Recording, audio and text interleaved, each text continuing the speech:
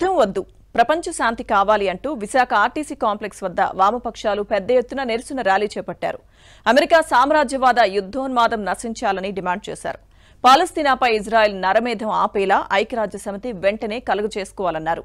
చిన్నపిల్లలు వృద్ధులను నిర్దాక్షిణ్యంగా చంపేస్తున్నారని, పైగా శవాల వద్ద సెల్ఫీలు తీసుకుంటున్న దుస్థితి వారి పరాకాష్ఠకు నిదర్శనమన్నారు. భారత్ ఇజ్రాయెల్కు వ్యతిరేకంగా పాలస్తీనాకు మద్దతు పలకాలని కోరారు.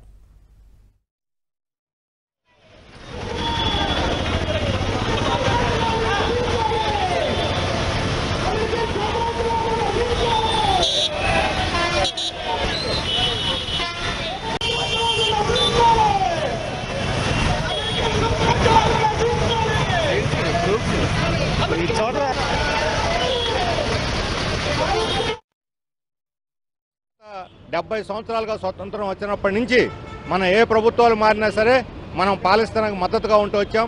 స్వాతంత్రోద్యమ కాలం నుండి కూడా ఈ సాంప్రదాయాన్ని పాటిస్తున్నాం. మన విలువలు, సాంప్రదాయాలు, స్వాతంత్రోద్యమ విలువలటన్నిటిని కూడా తొంగలో తొక్కి ఈరోజు బీజేపీ ఇజ్రాయెల్ని ఎత్తినేసుకొని మోస్తూ ఉంది, అమెరికాని ఎత్తినేసుకొని మోస్తూ ఉంది.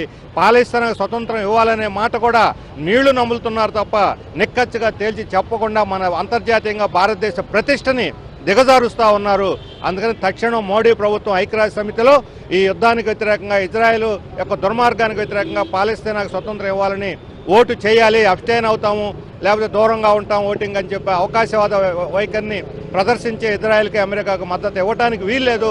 మన భారతదేశపు ప్రతిష్టను అంతర్జాతీయంగా కాపాడాలని ఈరోజు డిమాండ్ చేస్తూ దేశవ్యాప్తంగా